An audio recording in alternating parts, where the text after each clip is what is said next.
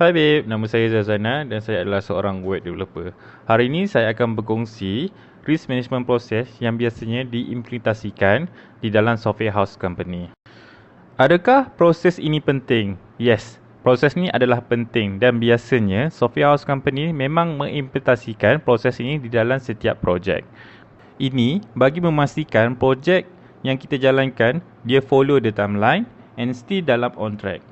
Risk management yang bagus juga akan membuatkan kita meet the requirement and then kita dapat optimiskan kita punya result. Selalunya, risk management proses juga dapat mengurangkan bajet yang kita akan keluarkan terhadap projek itu dan meningkatkan performance di dalam projek tersebut.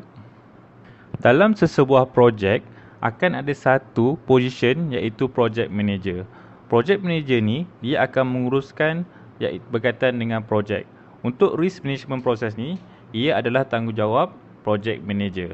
Selalunya, project manager untuk melakukan proses ini, dia akan pecahkan kepada 6 step. Iaitu, dia akan identify, and then dia akan analyze, prioritize, ownership, respond dan terakhir sekali, dia akan monitor. So, saya akan discuss setiap proses ni dengan lebih detail dan real situation lah. Alright, jom. Okey, step yang pertama di dalam risk management proses adalah identify. Identify ni adalah di mana proses di mana kita listkan semua potential risk yang boleh memberi kesan kepada projek kita. Kita akan listing sebanyak mungkin apa yang boleh memberi kesan terhadap kita punya projek. Biasanya, proses identify ni kita lakukan dalam proses yang paling senang iaitu kita buat meeting dan kita akan brainstorm di dalam team tersebut lah. So, siapa yang terlibat biasanya adalah developer, bahagian technical, technician, finance pun kemungkinan juga dan stakeholder lah. So, semua concern daripada setiap orang ni kita akan listingkan di dalam proses inilah. Okey, sebagai contoh, kita dapat satu task untuk membuat satu sistem. Contoh, kita ambil sistem, booking system. So, contoh potential risk yang boleh memberi kesan kepada projek kita, maybe kita tiada kepakaran. And then timeline kita terlampau pendek. Maybe kita di dalam small group. And then kita tak ada knowledge dari segi hacking dan lack of security.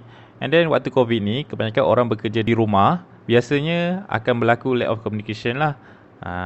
Itu antara contoh-contoh potential risk yang boleh memberi kesan secara langsung atau tidak langsung kepada projek kita. Selepas kita identify semua risk kita, so kita akan masuk ke proses kedua iaitu kita akan analyse setiap risk yang kita telah listing di step pertama. Right. So apa yang kita buat adalah selepas kita analyse setiap risk tu, kita akan kategoriskan impact dia. Untuk potential risk lah. So kita boleh setkan contoh high, medium dan low impact lah untuk setiap risk. So sebagai contoh tadi kan, kita kurang ke experience. Kurang experience kita letak sebagai high impact. Macam short timeline ni kita letak medium. Small group kita akan letak low lah, low impact. Macam hacking of security, of course kita buat booking system, right? So hacking dan security ni memang kita kena concern betul-betul. So kita letak sebagai high. Kalau lack of communication remote ni, dia bukan effect yang direct, dia macam indirect lah. So kita selalu kita letak dalam level low. Ini adalah proses analyze lah daripada setiap risk yang kita dah listing daripada step pertama. Selepas kita kategoriskan impact untuk setiap risk yang kita dah listing tadi, so kita akan masuk kepada step ketiga. Step ketiga ni adalah kita prioritaskan, kita susunkan mana risk yang kita nak selesaikan dulu atau memberi kesan yang tinggi kita letak di atas. So sebagai contoh, kalau tengok daripada gambar rajah ni, so kita ada before dan after. So susunan dia macam daripada before tu, nombor 4 ada hacking of the security. Hacking of the security ni adalah high. High selalu kita akan susun ke atas lah. So susunannya kita akan susun high, medium, low. High ke low lah. So daripada sini kita akan nampak dan kita tahu mana yang perlu kita fokuskan terlebih dahulu lah. Setelah kita prioritize, kita susun setiap risk tu, so kita akan masuk proses keempat lah. Proses keempat ni apa? Proses keempat ni adalah ownership, iaitu kita assign someone untuk oversee dan handle risk itu. Sebagai contoh tadi kan, kurang experience. Kurang experience ni kita akan letak di bawah senior level lah. Hacking and security, project manager boleh handle. Short timeline, kita akan letak bawah project manager. Macam semua group pun boleh letak bawah project manager. Late of communication, kita letak bawah project manager. Sebab project manager ni selalunya dia akan jadi captain, jadi ketua dalam setiap meeting lah. Untuk memastikan project ni meet requirement, still keep on track, apa semua. Alright.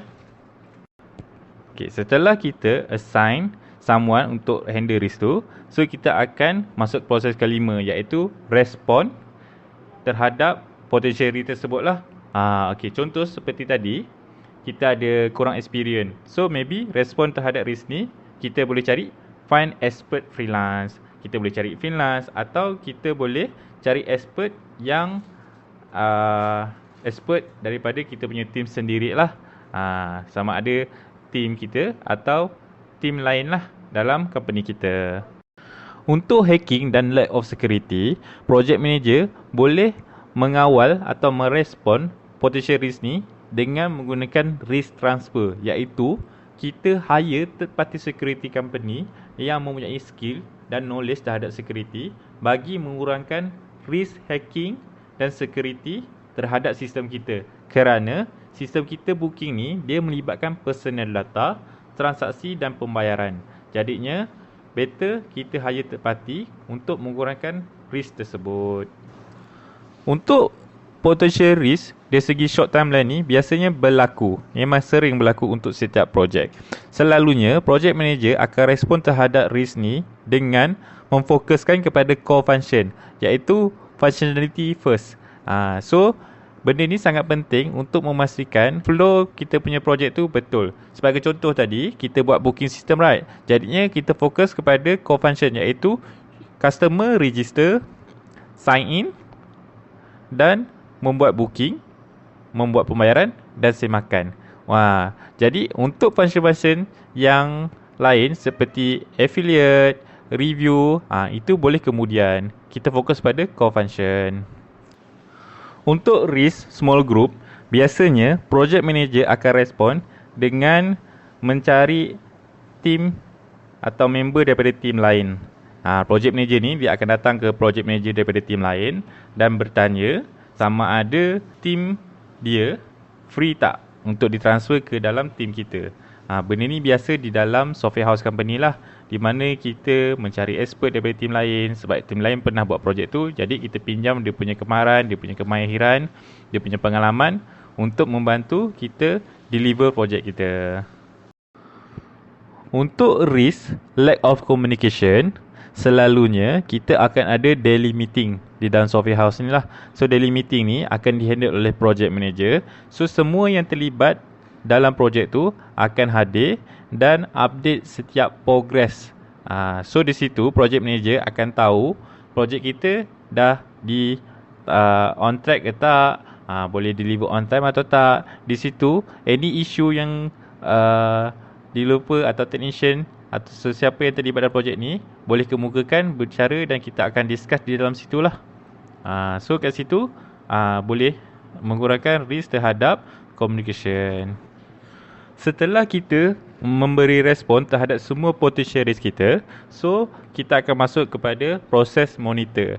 Project manager akan monitor setiap respon dan dia akan identify dan analyze sekiranya respon yang kita telah tetapkan untuk setiap potential risk tu mendatangkan new risk atau tak. Sekiranya mendatangkan new risk, so project manager akan membuat identify dan analyze new risk tu lah, dan dia akan ulang proses ni.